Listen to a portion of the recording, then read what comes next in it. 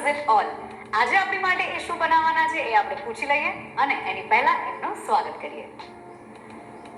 પ્રકૃતિ મેમ, સ્વાદની સફરમાં આપનું સ્વાગત છે. Thank you so much, Arzu. કેવું લાગી રહ્યું છે મેમ શો પર આવીને? Super excited, little nervous, but happy, very happy. Thank you Happy? so much for calling. Okay, આ તમે ફર્સ્ટ ટાઈમ ટીવી પર આવી રહ્યા છો? હા, first time. અરે તો મોટું કોંગ્રેચ્યુલેશન્સ તમને. Thank you so much. Ma'am, મને ખબર પડી કે તમારી રિજનલ રેસિપીઝમાં સ્પેશિયાલિટી છે, તો આ ઇન્ટરેસ્ટ તમારો કઈ રીતે ડેવલપ થયો? મારા હસબન્ડ ને છોકરાઓ બહુ ફૂડી છે. Okay. એ લોકોને ઘરનું ફૂડમાં વધારે ઇન્ટરેસ્ટ છે. Okay. So was my late father અને મારા ફાધર ઇન લો. અચ્છા. તો બસ મેં શીખવાનું સ્ટાર્ટ કર્યું. તો આજની આ રેસિપી મારા ફાધર ઇન લોને ડેડિકેટ છે. મારા ફાધર ઇન લોએ મને બહુ પેશન્સલી શીખવાડ્યું છે અને આ મારી મોનોપોલી છે. I am the expert in the house. Oh my so all credit God. Goes to my father in law. I love the confidence. રેસિપીનું નામ શું છે મેમ? મખાનાની ખીર. મખાનાની ખીર. Yes. ઇન્ટરેસ્ટિંગ. આમાં શું સ્પેશિયલ છે મેમ? What is special? જ્યારે બી અમારે ત્યાં બિહારમાં લગ્ન હોય, પૂજા હોય, કોઈનો બર્થ થયો હોય, કોઈ બી ગુડ ઓકેશન્સ હોય, તો અમે લોકો મખાનાની ખીર બનાવીએ. Makhana is the very good luck sign, બહુ શુભ માને છે. તો અમે લોકો મખાનાની ખીર સર્વ કરીએ. ખીર, પૂરી અને કેળા આ અમારું ટ્રેડિશન છે કે અમે કરીએ છીએ. અરે વાહ, તો આજે અહીંયા બિહારી રેસિપી બનવાની છે એમ ને? યસ. ઓલરાઈટ. અને મને લાગે છે કે મખાનાના હેલ્થ બેનિફિટ્સ બી છે, એના વિશે આપણે વાત કરીશું. Of course. પણ સૌથી પહેલા તમે જેટલા ઇન્ગ્રેડિયન્ટ્સ છે એ જણાવી દો.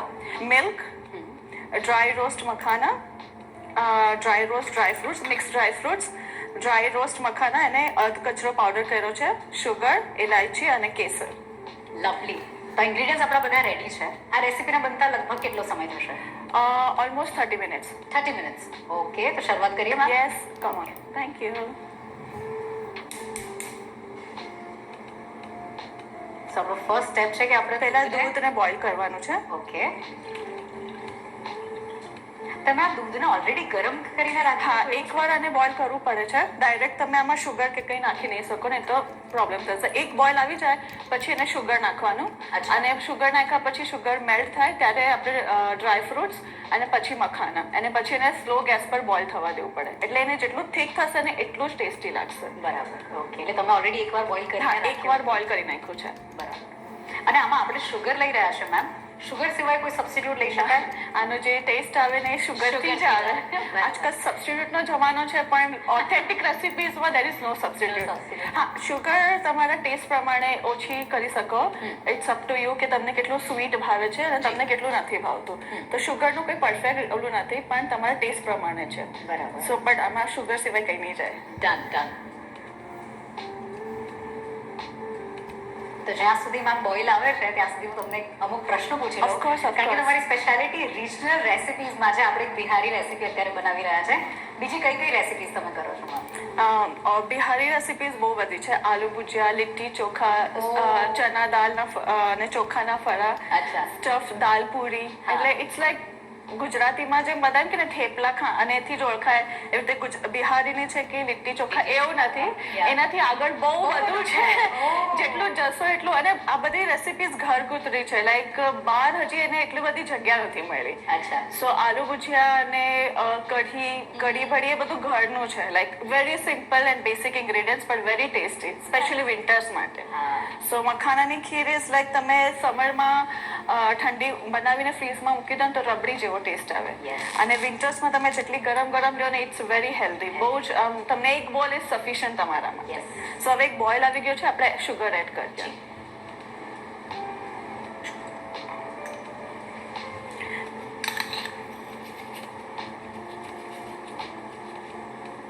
લગભગ આપણે કેટલી શુગર લીધી છે? લાઈક આ એક બોલ છે તો એનો હાફ નાનો બોલ શુગર. અને ઇટ ડિપેન્ડ્સ કે તમને કેટલું સ્વીટ ભાવે છે.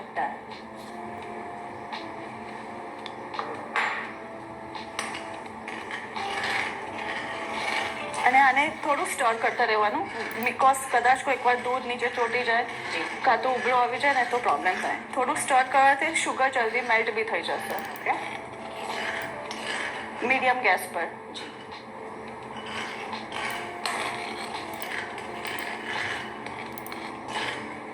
હવે આ જ ટાઈમે સેજ ગેસ સ્લો કરીને હજી એક બોઇલ આવી ગયો છે, આપણે ડ્રાયફ્રૂટ્સ નાખી દઈશું. ઓકે. અને ડ્રાયફ્રૂટ્સ બી તમે તમારા ચોઈસે નાખી શકો.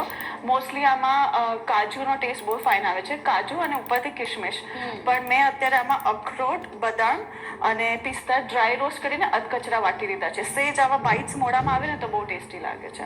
Lovely. So it's like half ball. અને ડ્રાયફ્રૂટ્સ બી તમે તમારા ચોઈસમાં ઉપર નીચે કરી શકો. એક્ઝેક્ટ મેઝરમેન્ટ નથી, તમને જે તમારી ચોઈસ પ્રમાણે છે. બરાબર. ઓકે.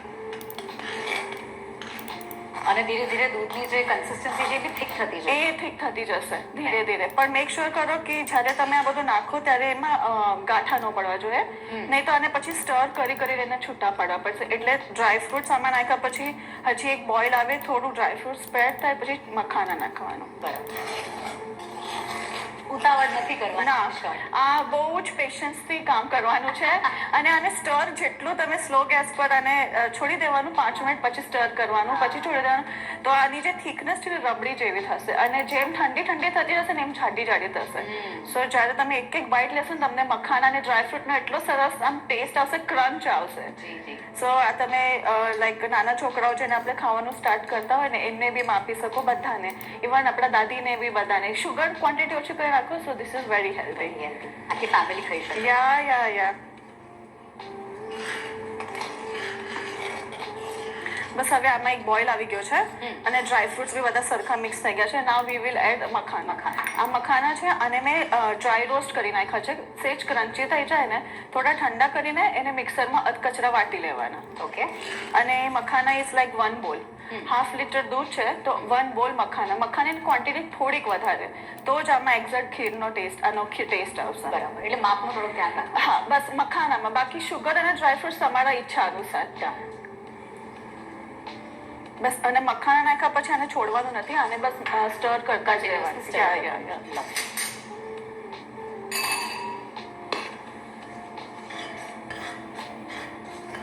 ઓલરેડી સરસ સુગંધ આવી રહી છે. આ ઇઝ હાફ લીટર છે એટલે 30 મિનિટ્સ લાગે. ક્વોન્ટિટી વધે એટલે ટાઈમ વધવાનું સ્ટાર્ટ થઈ જાય. આઈ થિંક આમાં ટાઈમ તો મેનલી જે ઉબાલનો છે એ છે, બાકી રેસીપી ઇઝી ટુ મેક છે. યા બહુ જ ઇઝી છે. પણ આને તમે જેટલું સ્ટર કરીને એને બોઇલ આપશો ને એટલું જ આનો થિકનેસ સરસ થશે અને મખાનાનો ટેસ્ટ એટલો જ તમને આવશે. એટલો એકદમ જ ખીલીને એનો ટેસ્ટ આવી જશે તમને. આ સ્ટેજ પર ઇલાયચી પાવડર, એટલે આમાં સરખું મિક્સ થઈ જાય. ઇલાયચી ઇઝ લાઈક સ્મોલ ટીસ્પૂન. તો મને એવું લાગે છે દર્શકો કે આમાં મેઇન ઇન્ગ્રેડિયન્ટ શું છે ખબર છે? પેશન્સ. પેશન્સથી તમે આને કરશો એટલું જ આ સ્વાદિષ્ટ બનશે. હે ને મેમ? બરાબર ને? Cooking teach you patience. Cooking is a therapy. એટલે જેને આ બધી સ્વીટ, ઇન્ડિયન સ્વીટ બનાવી હોય ને બહુ જ પેશન્સલી કામ કરવું પડશે. બરાબર છે. સી આનો સેજ કલર ચેન્જ થવા લાગ્યો અને થિકનેસ. આ જ ટાઈમે અને આપણે થોડી કેસર એડ કરી દઈશું. ઓકે. અચ્છા, આપણે આખા મખાના પણ એ લાસ્ટ. હા, એ લાસ્ટમાં એડ કરીશું. ઓકે.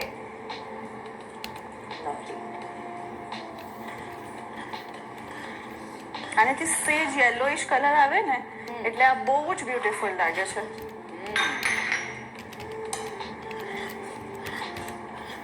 ખીર થઈ ગઈ છે. નાઉ ઇટ્સ સર્વિંગ ટાઈમ. આની thickness, creaminess you can see it. બરાબર. અહીંયા સુધી પહોંચી જાય એટલે ખીર ઇઝ ડન. હવે આપણે એને સર્વ કરી દઈએ.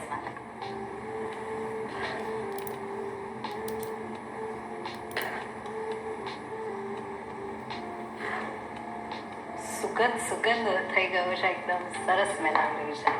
અને થોડા મખાનાથી ગાર્નિશ કરી દઈએ. ઓકે.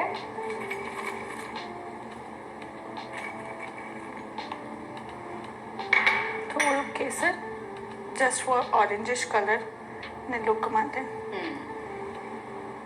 તો here is a makhana kheer ready. Thank you so much ma'am. આજે તમે અમને એક નવી રેસીપી શીખવાડી, એના બદલ ખૂબ ખૂબ આભાર. My pleasure. એક ગુજરાતી જ્યારે બિહારી રેસીપી બનાવે તો કેવી મજા પડે નહીં? આઈ હોપ તમને પણ મજા પડી હશે. સમય થયો છે બીજી રેસીપીનો, પણ એની પહેલા લેટ્સ ટેક અ બ્રેક.